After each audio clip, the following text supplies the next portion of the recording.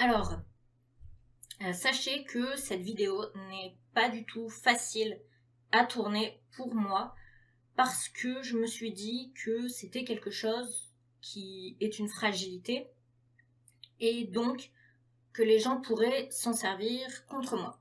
Mais je me suis rendu compte que c'est déjà le cas sur les réseaux, que les gens se servent déjà de ça contre moi, donc à quoi bon continuer de le cacher, on va dire, et autant crever l'abcès et vous expliquer mon parcours, mes problèmes et comment mon corps est devenu mon pire ennemi.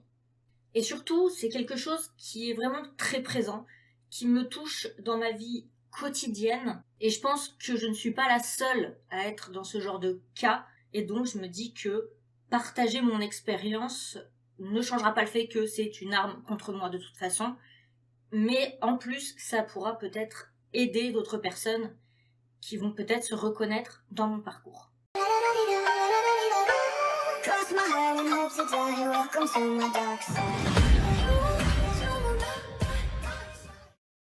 Par contre, je vais mettre des trigger warnings tout de suite. Je vais parler de TCA, donc de troubles du comportement alimentaire, d'anorexie, de boulimie, d'obsession, du poids, ce genre de choses. Donc si ce sont des sujets qui vous affectent et qui vous font vraiment du mal, pas de souci. Allez sur une autre vidéo, allez sur mon autre chaîne, mais ne restez pas pour vous faire du mal. Avant de commencer, par contre, je veux préciser quelque chose. Je ne vais jamais donner mon poids. Alors, c'est pas parce que j'en ai particulièrement honte ou quoi que ce soit. C'est qu'en fait, je suis très petite. Je mesure 1m48. Et du coup, quand je donne mon poids, les gens ont du mal à se situer. Donc, je vais plutôt utiliser l'IMC, donc l'indice de masse corporelle. J'ai conscience que ce n'est pas un indice complètement fiable, qu'il y a plein de choses qui ne sont pas prises en compte dans ce calcul, parce qu'en gros c'est sexe, âge, taille, poids, voilà. Mais ça sera plus simple de vous donner mes IMC que de devoir constamment vous expliquer que par rapport à ma taille, c'est pas pareil, etc. Donc, je vais faire comme ça. Alors, faut savoir que, enfant, jusqu'au collège, je me posais pas spécialement la question. Franchement, je m'en foutais. À l'époque, j'avais pas internet, donc c'est vrai que j'étais pas obnubilée par ce qu'on pouvait voir sur les réseaux sociaux, sur les Skyblogs ou les Tumblr à l'époque. Et je lisais pas vraiment de presse pour adolescentes, c'était pas quelque chose qui m'intéressait. Donc, je m'en fichais. Pourtant, on me disait très souvent que j'avais des bonnes joues et des bonnes cuisses, mais c'était jamais vraiment ni négatif ni positif. En tout cas, moi j'avais l'impression que c'était juste un fait.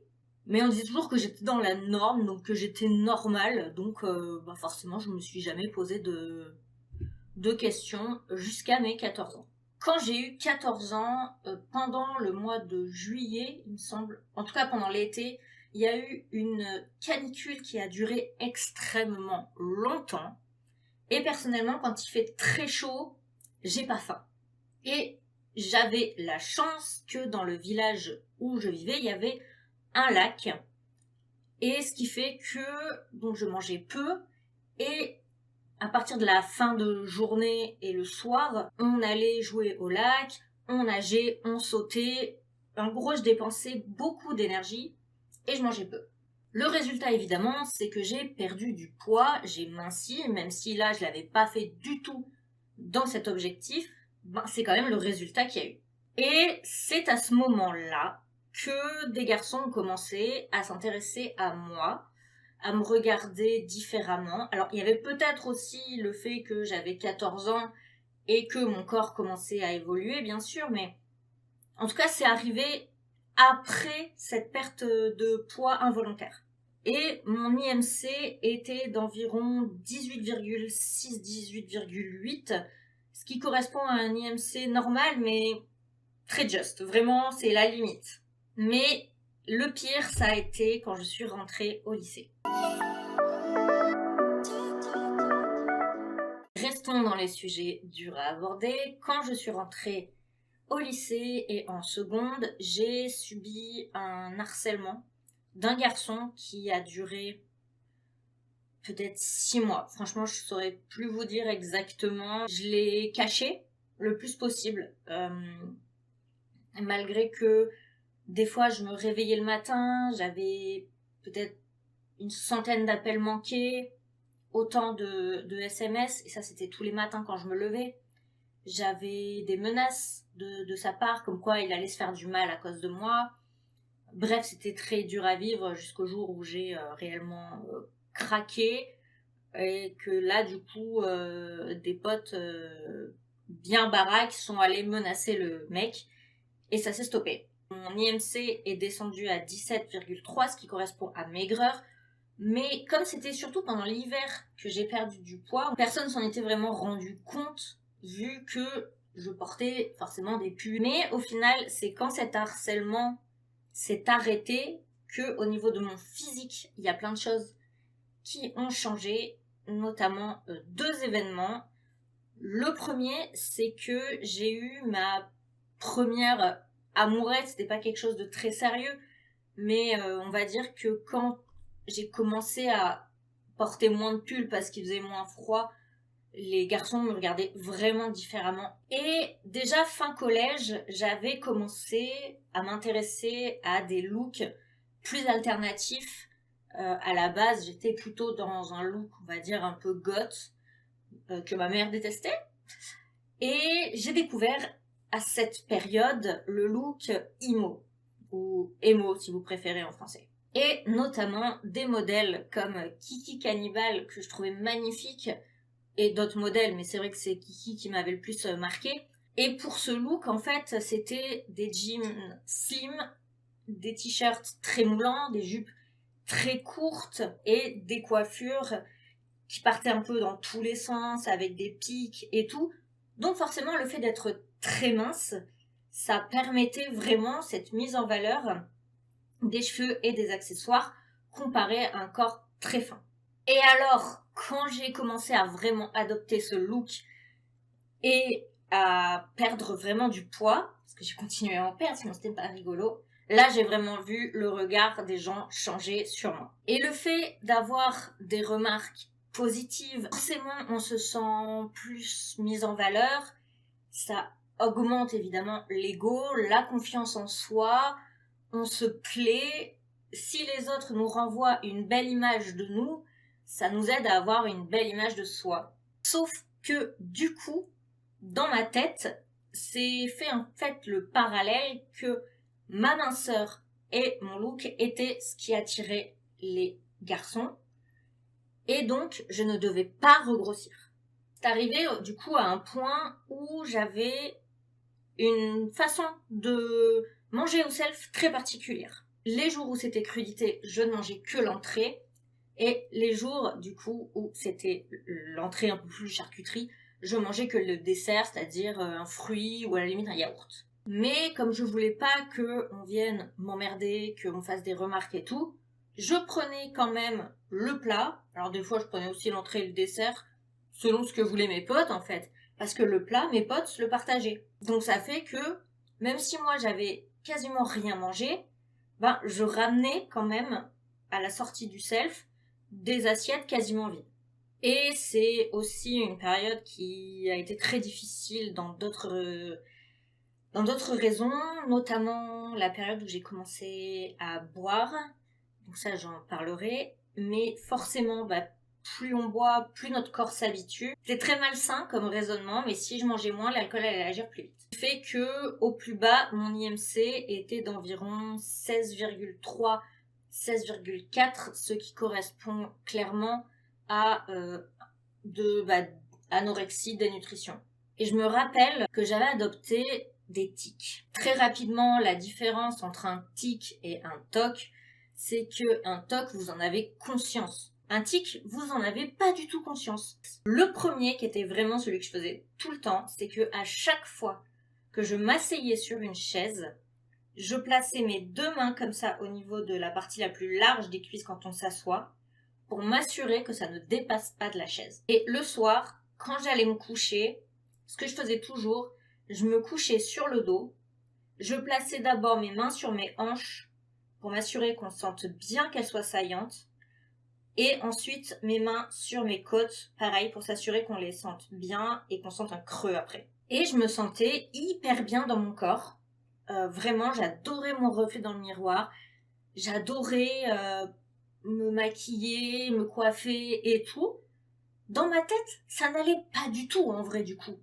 Mais physiquement, je m'adorais. Et il faut savoir que je n'avais pas du tout conscience à ce moment-là que j'étais en anorexie, que mon comportement était anormal, que c'était plutôt pas bien, plutôt malsain, et personne dans mon entourage amical ne m'a jamais fait la remarque. Genre, tout le monde trouvait ça ok. C'est en terminale que ça a commencé à vriller, puisque j'étais en couple depuis quelques mois et j'ai commencé à prendre la pilule. Et je savais que la pilule pouvait faire prendre quelques kilos. Et ma peur, ma plus grande peur, c'était que mon poids passe à la dizaine au-dessus. Donc, je vous explique précisément ce que je veux dire par là, mais en gros, le poids que je faisais, bon, ça varie toujours un petit peu, mais il finissait soit par 6, soit par 8, et j'avais extrêmement peur que du coup ça passe à la dizaine au-dessus. Et malheureusement, avec la pilule, c'est ce qui s'est passé. J'ai donc dépassé la limite que mentalement je m'étais fixée. Et le pire, c'est que mon IMC était d'environ 18,3, donc il était quand même en maigreur. Mais j'ai commencé à faire de ce qu'on appelle de la dysmorphophobie. Je vais vous lire une définition pour être sûre de ne pas dire de bêtises, mais la dysmorphophobie, c'est une préoccupation perçue de l'apparence physique qui ne sont pas ou peu apparents en vérité. En gros, je me trouvais trop grosse. Je me rappelle, je regardais mes cuisses, je regardais mon ventre. Là, j'étais grosse dans ma tête. Et c'est à partir de là que j'ai commencé à détester mon reflet dans le miroir. Pendant ma fac, donc j'ai fait 6 ans en tout à la fac, j'ai vachement oscillé au niveau du poids. Je pense que le poids le plus haut que j'ai eu à la fac, ça faisait un IMC de 22,8, ce qui reste tout à fait normal comme poids. Mais comme je vous dis, mon poids oscillait en fonction des médicaments que je prenais. Donc des fois je prenais du poids, je perdais du poids. Ce qui fait qu'il y a des périodes où je me sentais plutôt bien dans ma peau, j'avais perdu du poids, je pouvais être modèle photo dans ces moments-là. Et il y a des périodes où je prenais un peu de poids et là c'était une catastrophe. Les fois où j'ai fait des photos en étant modèle, ben je me disais mais t'es affreuse en fait.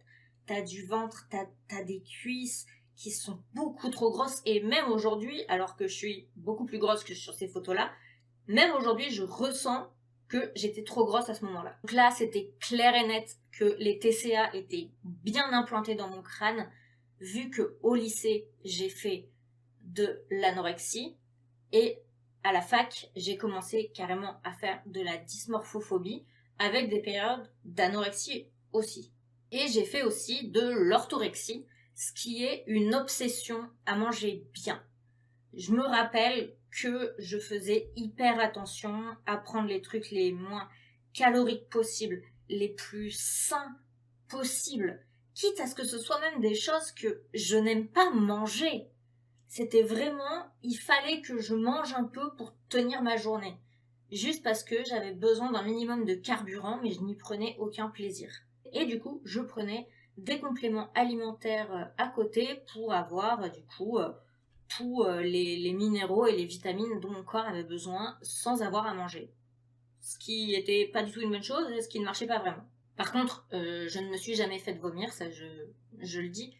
Mais en tout cas, j'étais dans un cercle vicieux où j'allais faire un passage de boulimie. Du coup, ça allait me créer une anorexie qui allait suivre. J'allais remanger un petit peu normalement parce que j'étais entourée de gens qui mangeaient normalement. j'allais refaire une période de boulimie, donc une période d'anorexie. Enfin, j'étais vraiment dans un cercle vicieux horrible. En 2016, quand j'ai terminé la fac, j'ai fait ce qu'on appelle une décompensation. Je ferai une vidéo un peu plus dédiée à ça, où je vous expliquerai un peu plus ce que c'est, mais en gros, c'est le cerveau qui craque complètement. Et c'est donc là que j'ai eu mon diagnostic de bipolarité. J'ai commencé à prendre vraiment un traitement, et au début, je n'ai pas pris de poids. J'en ai même perdu un petit peu les premiers temps, puis ça s'est fixé à un poids correct. Je me souviens plus exactement, mais j'ai fait des photos à cette époque où ça allait à peu près, quoi. Sauf que milieu 2018, si je dis pas de bêtises, milieu 2018, je sais plus précisément, ça n'allait vraiment pas et j'ai pris mon premier somnifère. Et là, j'ai pris beaucoup de poids. Je me souviens plus exactement, mais vraiment, c'était très flagrant. Et là, je ne pourrais pas vraiment vous trouver des photos d'illustration parce que je portais vraiment les fringues les plus larges possibles. Je me cachais le plus possible. J'étais vraiment... je ne me supportais plus, je me détestais.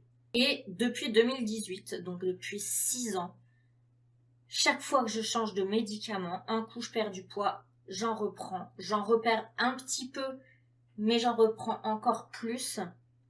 Et je n'ai jamais récupéré un poids correct depuis 2010. Et c'est là où j'ai commencé à avoir une obsession du poids, puisque je me suis mise à me peser très très souvent et donc à avoir une relation très toxique avec ma balance. Et depuis 2021, j'ai même acheté une balance connectée, ce qui fait que mon poids, je peux le suivre sur mon téléphone. Je suis l'évolution de mon poids sur mon téléphone. Je n'arrive toujours pas à savoir si c'est une bonne ou une mauvaise chose, mais en tout cas, je peux pas m'en empêcher. En tout cas, ce que je sais, c'est que depuis 2021, mon poids évolue à un IMC entre 26,5, donc un léger surpoids. Et le plus haut que j'ai eu, c'était récemment, puisque là, j'ai eu un traitement de cheval, j'ai envie de dire, et mon IMC a complètement explosé. Mon IMC était monté à 34,2, ce qui correspond à de l'obésité. Les conséquences, aujourd'hui, sont très difficiles à vivre. Déjà, physiquement, j'ai perdu énormément confiance en moi et je n'arrive plus à porter des vêtements près du corps, en tout cas en dessous de la poitrine, puisque j'ai la chance, on va dire, d'avoir quand même de la poitrine, donc ça va, ça me gêne pas de la montrer entre guillemets, hein, rêvez pas, je vais pas enlever le haut, mais en tout cas en dessous, c'est toujours des trucs larges, c'est des joggings. Je crois que j'ai même pas remis un jean depuis plusieurs années, vraiment c'est que des joggings. Je ne peux plus être en couple, j'en suis incapable parce que je ne me sens plus capable de montrer mon corps à quelqu'un, d'avoir une intimité avec quelqu'un, et même prendre une douche, c'est un calvaire psychologique pour moi, parce que forcément je vais devoir me déshabiller, enlever les vêtements larges qui me servent à cacher la misère, on va dire, et c'est pas facile. Je déteste les miroirs. Alors les petits miroirs qui me servent à voir, on va dire, que mon visage, et à la limite, comme j'ai dit, jusqu'à ma poitrine, ça peut aller. Donc me maquiller, me coiffer, ça va. Par contre, les miroirs plein pied, c'est mes ennemis. Et je me suis même rendu compte, il y a pas très très longtemps, que pour quelqu'un qui avait été modèle photo et qui avait été imo et qui donc prenait quand même pas mal de photos d'elle, en mode de je me la pète, hein, c'est juste un fait. Ben aujourd'hui, si on regarde ces dernières années, j'ai peut-être en un an, j'ai peut-être fait 4 photos de ma gueule. Je supporte plus non plus qu'on me prenne en photo. Et même au niveau des lives, c'est quelque chose qui est devenu de plus en plus difficile pour moi, même les vidéos. Encore sur Twitch, les lives, ça va parce que je peux me recadrer en toute petite dans un coin. Parce que le but, c'est quand même, vu que je fais du gaming, le but, c'est qu'on voit plus le jeu que moi, ça paraît logique. Mais sur TikTok, quand je fais des lives, je me prends systématiquement des réflexions sur mon apparence, sur mon physique, sur mon poids. Et pour l'estime de soi, la confiance en soi, il y en a plus quoi. Alors que moi je veux juste faire des lives où on discute, mais non, je m'en prends juste plein la gueule. Et ma relation avec la nourriture est de plus en plus malsaine. Vu qu'il y a des repas, du coup je vais pas vouloir manger. Pendant la journée, on va dire que j'arrive à contrôler des fois mon appétit pour ne pas manger. Et le résultat, c'est que des fois, je vais me réveiller en pleine nuit parce que j'ai faim. Du coup, comme c'est la nuit, que je suis à moitié fatiguée, je risque de me goinfrer, quoi, clairement. Ce qui fait que, voilà, je fais de l'anorexie boulimique. C'est très très dur parce que chaque fois que je craque comme ça, alors que c'est la nuit, donc je me contrôle moins, je vais m'en vouloir énormément. Donc le lendemain, je vais pas vouloir prendre de petit déjeuner, je n'arrive pas à cuisiner. Vraiment, la nourriture, moi, je n'y prends plus du tout de plaisir à me nourrir. Et si jamais je prends du plaisir à manger quelque chose, généralement, en plus, c'est rarement un truc super bon pour la santé, on va pas se mentir. Je connais pas beaucoup de gens qui kiffent énormément manger des brocolis vapeur, sans additifs. Mais du coup, comme c'est souvent des choses plus caloriques, plus sucrées, parce que je suis pas trop attirée de toute façon par les trucs gras, ça je l'ai jamais été, je suis plus attirée par les trucs sucrés, du coup je vais grave m'en vouloir. Et je sais qu'il y a aujourd'hui le mouvement body positif où on dit tous les corps sont beaux, tant que vous êtes en bonne santé, peu importe que vous soyez trop gros ou trop maigre, voilà, tout le monde il est beau, gna gna gna. Je m'en fous. C'est pas la peine de m'en parler en commentaire.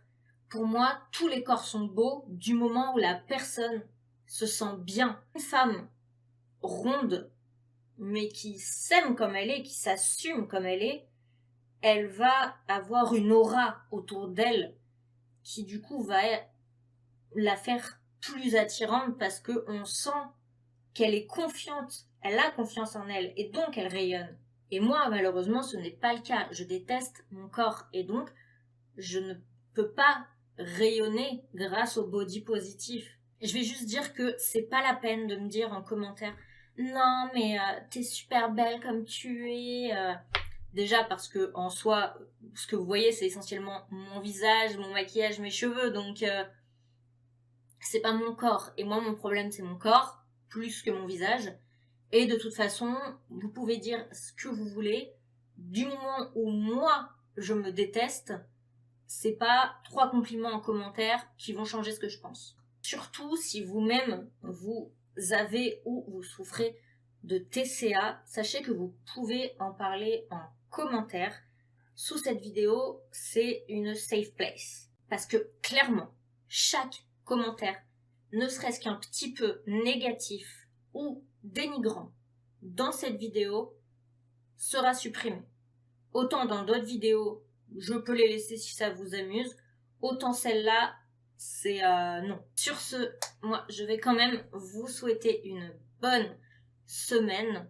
J'ai conscience que cette vidéo n'était peut-être pas la plus fun, donc n'hésitez pas à aller sur mon autre chaîne YouTube qui sera sûrement plus sympa. Je vous embrasse, n'hésitez pas à vous abonner et à très bientôt. Welcome to my world, it's a crazy place, full of ups and downs.